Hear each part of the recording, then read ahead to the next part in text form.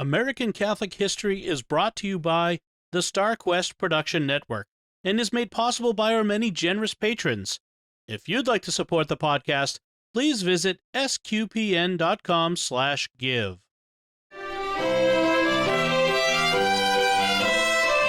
Hello and welcome to American Catholic History, sponsored by Beatrix Media, providing writing, digital marketing, website strategy and construction, and search engine optimization services.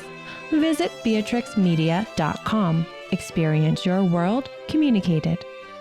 If you like American Catholic history, please help others find it by sharing this episode and giving us a 5-star rating wherever you get your podcasts. I'm Noëlle Crowe. And I'm Tom Crowe. Today we're talking about Lawrence Welk, the North Dakota farm boy turned musician who overcame terrible shyness to become one of the most important band leaders and television personalities of the 20th century. Right. Welk's television program ran for an incredible 31 years, and in his day, only Bing Crosby was a more lucrative musical act. Crosby, of course, was also Catholic, and we'll likely be telling his story in a few weeks. But in today's episode, it's all about the king of champagne music. Now, I never really watched Lawrence Welk shows, but my mom would talk about him a lot. She was a big fan. And really cool, I found out a girl that I went to college with, Mary Grace Nelligan. He was actually her uncle. She was talking about how Uncle Larry would call at Christmas time every year. Great uncle, I should say, her grandmother's brother. But anyways, even after Welk retired in 1982, the show remained on the air in syndicated reruns, and it still runs on public television. It's just an amazing run for any program, especially one that was so simple. Right, and the cultural phenomenon that is the Lawrence Welk Show didn't make sense to tons of people, but the show also had a very large and very loyal viewership. It simply wouldn't have lasted on network television for 31 years if it didn't. Welk would say many times that his secret was simple: give the people what they want, something that they were familiar with and could understand. It had to be something that built them up rather than brought them down or confused them. And, importantly, keep the songs less than 3 minutes in case viewers didn't like a particular song.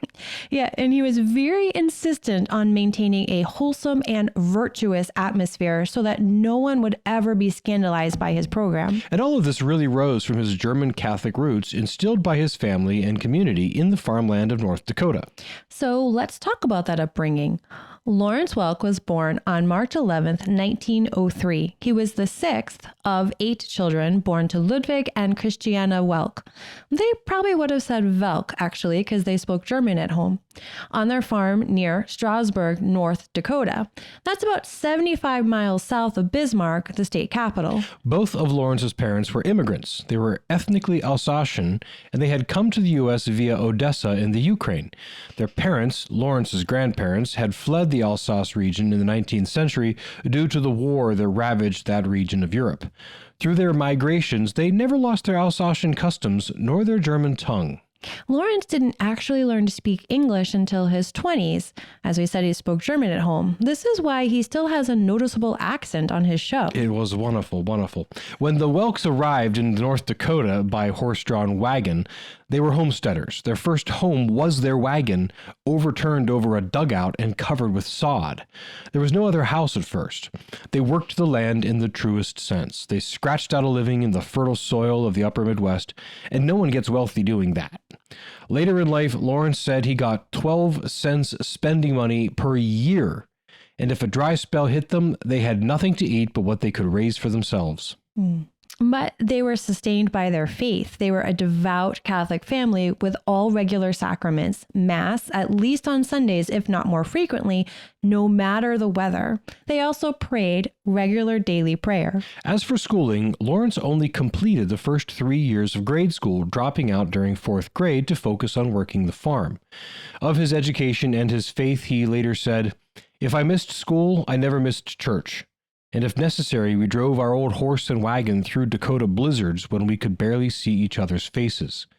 If I didn't know square root, I did know the infinite comfort and unity that stem from family prayers." It's just a beautiful way to put it. It really is. So the expected trajectory for Lawrence's life, of course, was to continue in his father's footsteps as a farmer, raise a good Catholic family of his own, and keep it all up. But fate intervened when Lawrence was 11. One morning, he complained of a pain in his side, and it was severe enough that his farm chores were not possible. His appendix had burst. By the time his parents rushed him to a hospital in Bismarck, again 75 miles away, infection had set in. He was in bad shape, but he survived. However, it did mean nearly a year of convalescence and bed rest. So what was he to do with this time? Well, he read lots of books, for one, and for two, he picked up his dad's accordion, and that time of rest and recuperation proved to be the turning point of his life. Because of the experience, he realized how much he loved music and eventually decided that he wanted to make music his life's work.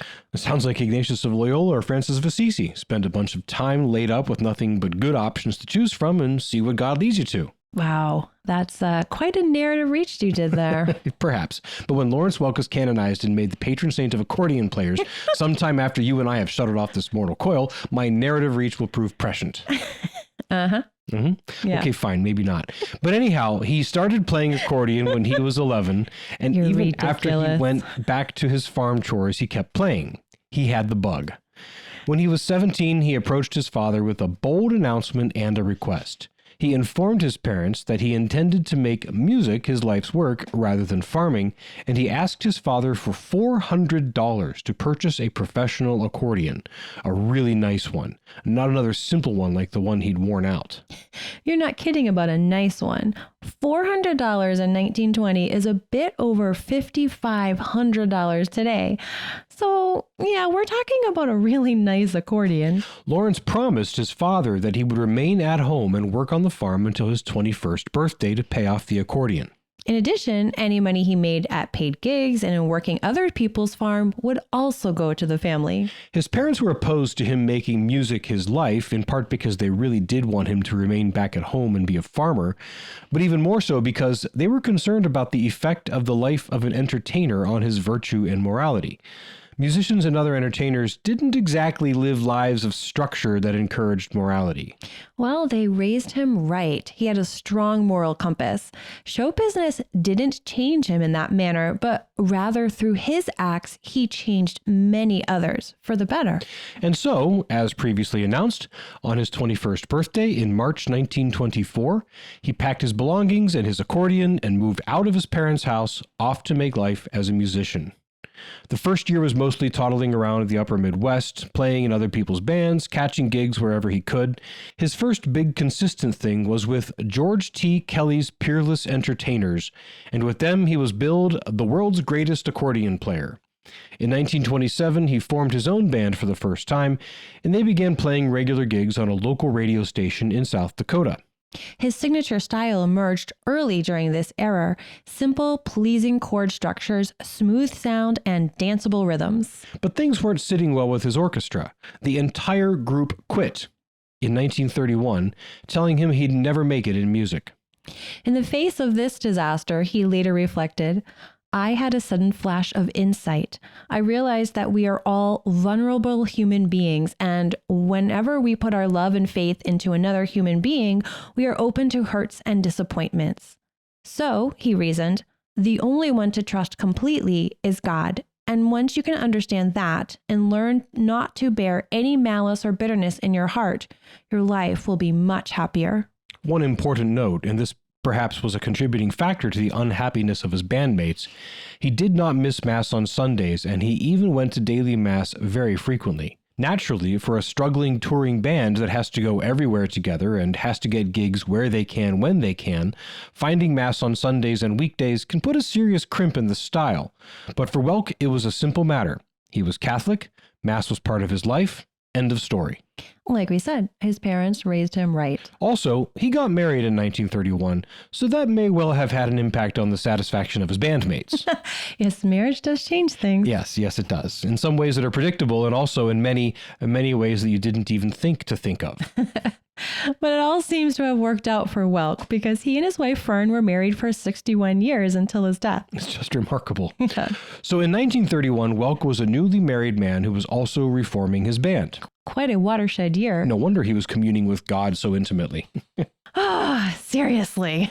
But he did reform his band with Fern at his side. He named his new band the Hotsy Totsy Boys, and it grew to 10 pieces in the 1930s. The gigs got bigger, and within a decade, Welk's band was no longer just touring the upper Midwest. They were playing in Chicago, Pittsburgh, and New York. It was at the William Penn Hotel in Pittsburgh in 1938 where someone first described Welk's musical style as light, bubbly, and frothy, like champagne. The comment may not have been meant as a compliment, but Welk seized on the descriptor. He even renamed his act the Champagne Music of Lawrence Welk. In the 1940s, his act made Chicago their new headquarters.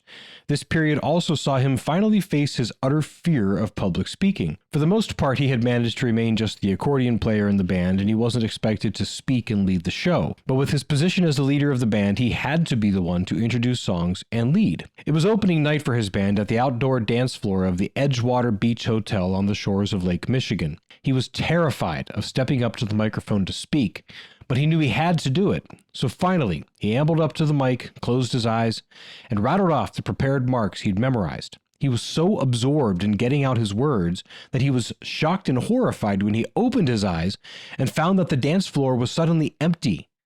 Then his second shock was the realization that while he was speaking, the skies had opened and a summer storm had begun to fall. Everyone had run for cover.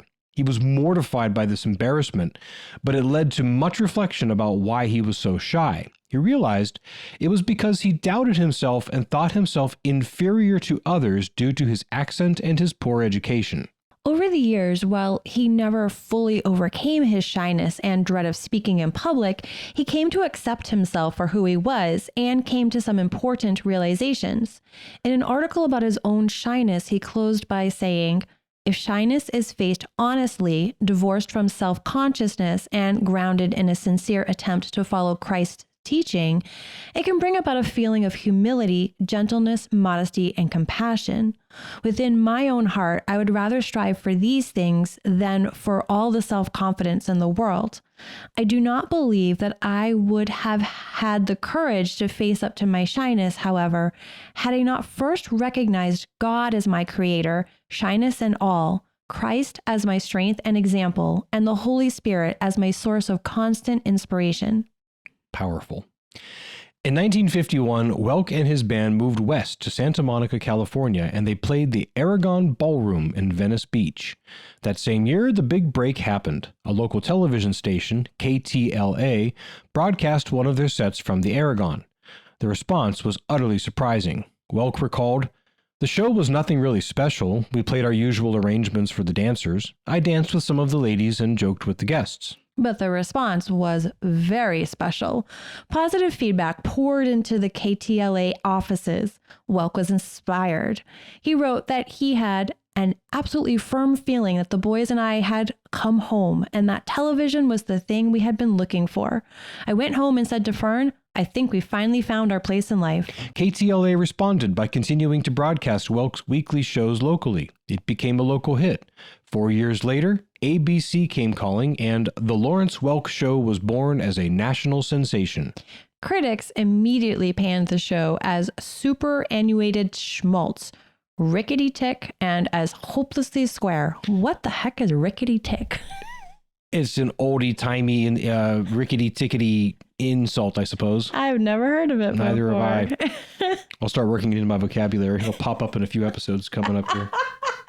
Just rickety-tick. Yeah, just rickety-tick. But what do the professional critics know, apart from some weird words? The viewers loved it, and over the ensuing 31 years, the Lawrence Welk Show was always in the top 30 programs on the air, usually in the top 20, and on occasion it even cracked the top 10. Welk's big band musical act, as square as it was when compared to contemporaries like Benny Goodman, Duke Ellington, Tommy Dorsey, and others, outlasted them all as a continuous act with new shows.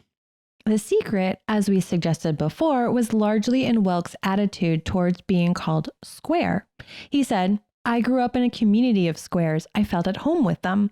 And even today, I'd say that most of the fans we meet on our tours may be somewhat on the square side. Squares, as a group, tend to enjoy clean fun, understandable music, pretty and wholesome girls, and entertainment that builds up and doesn't tear down." Sounds pretty good to me. I mean, it's hip to be square. Hip, hip, hip, hip to be square. Hip, hip, hip. So hip What has to gotten be into you tonight? I try. You try. I try. Too hard sometimes. Whatever. So back to the critics. A lot of ink has been spilled about the Lawrence Welk Show and why it was so successful. What the critics saw was light and bubbly arrangements of popular standard songs performed by wholesome, polypurebred women and clean-shaven stand-up guys right through the 60s and 70s when all of that innocent stuff was being pushed aside and derided. Well, the general thought was that the success came from being so countercultural. While all the world was saying everything needed to change and get with it, man, Welk said no. He refused to give in to the times. He insisted on delivering the simple, accessible, wonderful entertainment that he knew his audience wanted. Welk wasn't worried about the critics. He was focused on what his audience wanted. And that extended to managing his employees, including the singers and musicians. He wanted no scandals on set. In one instance, he fired a trombone player because the man, who was a Catholic, made known his intention to remarry after he had gotten divorced.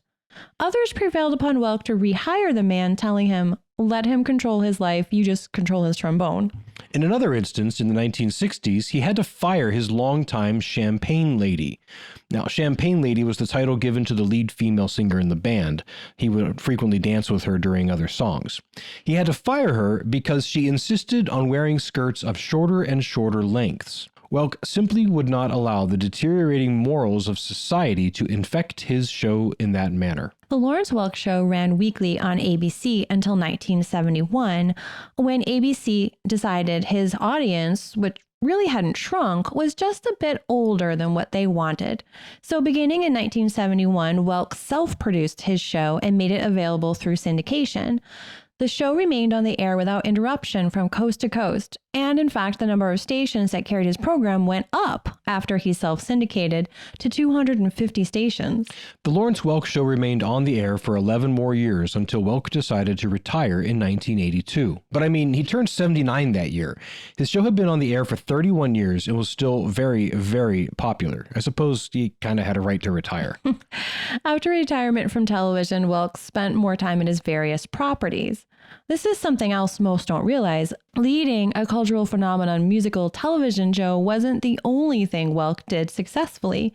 He also invested in various properties over the years, some entertainment and resort space, some retirement communities, some office space, and the like. His properties and other investments also did very well. He was a shrewd and intelligent man of business. All told, Lawrence Welk really was a truly great all-American success story. And through it all, he remained a faithful, daily mass-going Catholic. 10 years after the final new episode of The Lawrence Welk Show aired, Lawrence Welk died of pneumonia in his Santa Monica apartment with Fern, his wife of 61 years, and much family by his side. But to this day, Lawrence Welk Show reruns can be found on public television stations.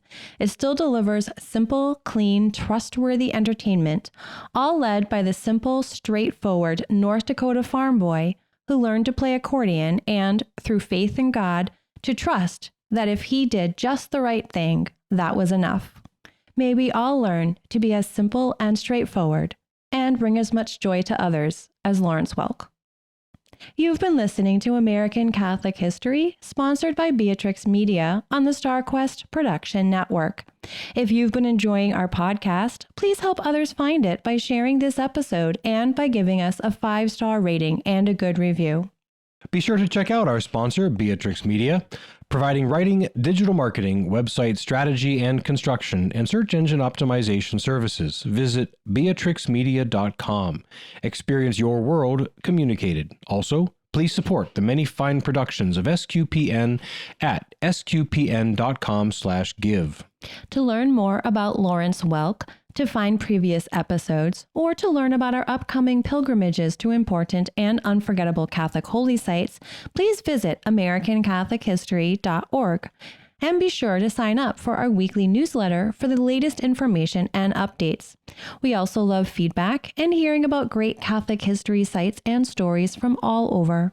You can email us at history@scupn.com or find us on Facebook at facebook.com/American Catholic History, on Instagram at ACH_podcast, or follow us on Twitter at ACH1513. I'm Noëlle Crowe. And I'm Tom Crowe. Thank you once again for joining us on American Catholic History, sponsored by Beatrix Media and produced by StarQuest. Wonderful, wonderful.